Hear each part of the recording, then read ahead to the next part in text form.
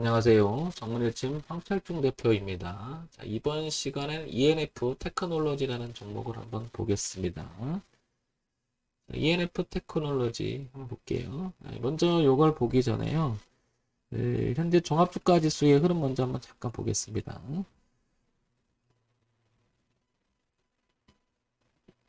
3200포인트를 이렇게 지지했던 8월 중순 전에까지는 흐름이 괜찮았었죠. 종합주가 지수 흐름이 우상향으로 유지가 됐었는데 8월 중순에 주가가 빠지면서 그리고 반등했을 때 저항을 받고 부딪혔고요. 다시 반등했는데 저항을 받고 또 부딪힙니다.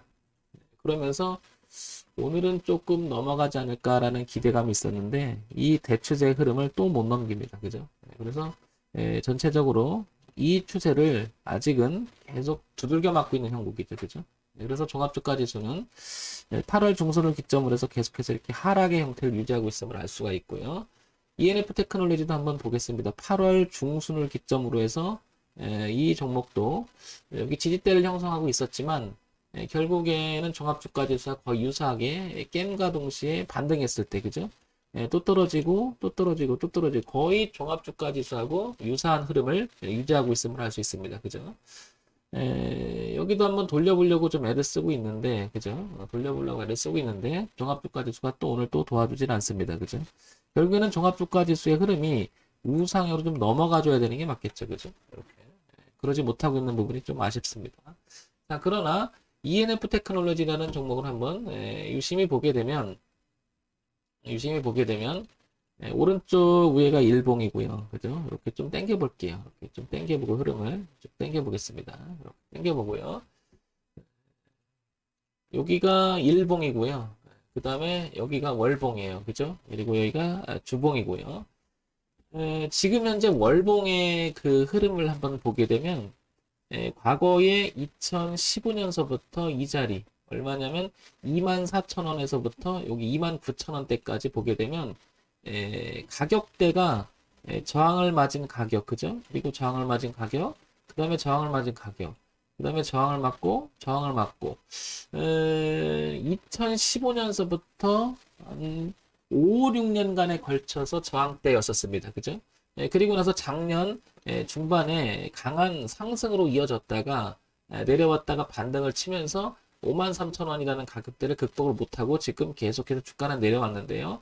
여기를 우리는 하나의 가격을 말하는 것은 아니지만 가격대 즉 24,000원에서 29,000원 한 5만원이라고 하는 편차를 두긴 하나 굉장히 중요한 가격대에 진입하고 있음을 알 수 있죠. 그래서 일봉에도 다시 한번 이렇게 보게 되면 24,000원서부터 이렇게 그죠? 지금 가격대인 28,000원, 9,000원 이렇게 지금 형성돼 있음을 알 수 있죠.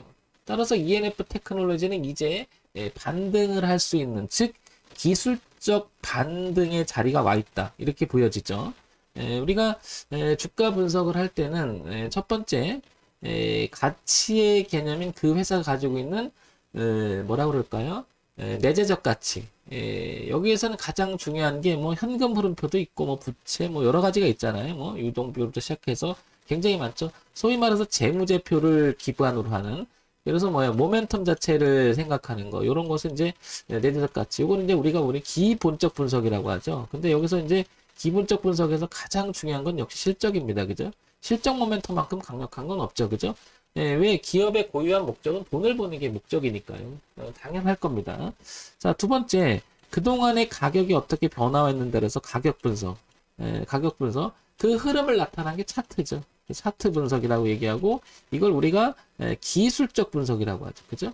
근데 기술적 분석상 지금 보니까 차트 분석을 해보니 24,000원과 29,000원이라고 하는 가격대 저항선이 이제 지지 라인이 형성될 수 있는 그러니까 강력한 저항이 돌파시켜 놓고 첫 번째 온 자리입니다. 그러니까 이게 하루 이틀 형성된 게 아니죠. 오랜 시간 동안에 이 가격이 형성됐던 자리이기 때문에 지금 이 자리는 매우 중요하다고 판단이 되는 거죠. 그만큼 기술적 분석도 중요한 의미를 갖는다고 생각이 됩니다. 세 번째, 재료 분석이라고 하죠. 재료 분석.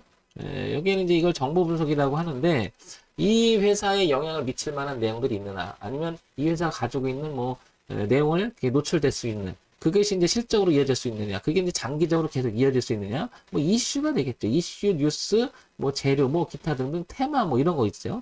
그런 게 형성됐는지를 보고 분석을 해보는 거. 뭐 이런 부분을 가지고 우리가 주가를 종합적으로 판단해 볼 수 있는 거잖아요. 자, 그런데 ENF 테크놀로지는 지금 현재 기술적 분석으로 보니, 가격 분석, 차트 분석을 보니 24,000원과 29,000원대 지금 이 지지 가격대 교차하면서 중요한 가격대에 진입하고 있음을 알 수 있습니다. 따라서 24,000원 이탈해서 ENF 테크놀로지 만약 밑에 논다 그러면 이 강력한 저항대가 지지로 바뀌어서 뭔가가 우상향으로 좀 튀어 올라야 되는데, 그게 우리 기술적 반등이라고 하죠. 이런 현상이 있어야 되는데 그러지 못하면 이게 저항으로 작용하면 주가는 다소 소강 상태가 되면서 2만 원대를 위협하면서 이 전저점을 뭐 이탈할 수 있는 이런 모양이 될 수도 있다라는 거죠. 따라서 24,000원이라고 하는 가격 매우 중요할 것으로 판단이 됩니다. 자, 그러면 ENF 테크놀로지가 그동안 어땠는지를 한번 보겠습니다. 뭘 보냐면 실적 추이라고 하죠. 그걸 보게 되면 이거 먼저 볼게요. 코스닥의 우량 기업이고 중형주 제조 화학입니다. 그죠? 4천억 정도 되죠? 시가총액. 그러니까 중형주니까 취약한 종목은 아닌 것 같습니다. 그죠?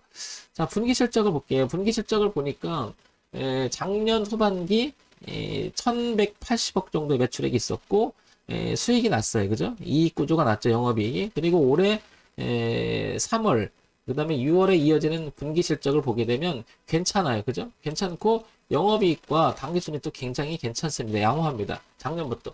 그런데 주가는 빠졌어요. 그죠? 실적이 괜찮은데 주가는 빠졌다. 자, 그 다음에 연간 실적 보겠습니다. 연간 실적을 봤을 때도 3,800억, 4,000억, 4,800억, 4,000억 계속 증가 추이고 영업이익도 괜찮은데 빠졌어요.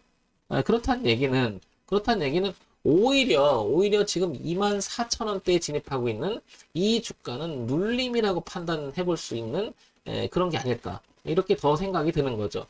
그러면 오히려 이거는 주식을 사볼 만한 좋은 기회를 주고 있는 게 아닐까. 그런데 봤더니요, 레벨이 여기 저항을 받았었잖아요, 작년에. 그죠? 그리고 올라갈 때 강하게 올라갔는데 이 올라간 게 굉장히 많이 간 거죠, 생각보다. 그죠? 여기서부터 올라갔던 자리가 보게 되면 굉장히 많이 간 거죠. 그죠? 이 만원대에서 5만원까지 갔으니까 많이 간 거고, 결국에는 이 주가가 뭐죠? 실적이나 이런 부분 다 좋은데 이게 눌림이 될 수 있는 거죠, 오히려. 그죠? 그래서 여기가 멈추지 않았나 이런 생각을 해봅니다. 따라서 뭐 이 자리는 지금 뭐 당장 산다 이런 개념보다도 일단은 올 만큼 온 거죠. 그래서 조금 열고 보면 24,000원대까지 열고 볼 수 있잖아요. 그리고 지금 현재 움직이는 이 가격대. 그러면 대추세의 흐름 자체는 아직 고점을 높이지 못합니다. 그죠? 이렇게. 그렇다는 얘기는 여기서 이 가격대에서 왔다 갔다 놀아주다가 결국엔 여기를 흐름을 바꿔줄 때 의미가 크지 않을까 싶은 거죠.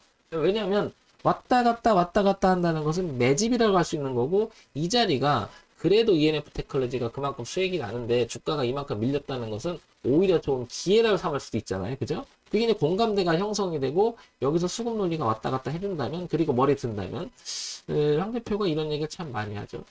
고점이 낮아진다라고 하는 것은 무엇인가 안 좋으니까 높아지기 전에 팔아나가는 힘이 강한 거잖아요. 그죠? 그 얘기는 뭔가가 우리가 알 수 없으나 공감대가 형성됐던 주가의 흐름이 그러하다는 것은 뭔가가 있다라고 판단해보고 그 흐름을 다시 저점을 높아지면서 주가 흐름을 바꿔준다. 그 얘기는 싸지기 전에 비싸게 주고서라도 누군가 사들어온다. 그 얘기는 돈의 흐름의 방향을 바꿔놓는다는 거죠. 그럼 강력한 모멘텀이 있어야 되겠죠, 뭔가가. 그게 없는 상태에서는 들어가기가 어렵죠.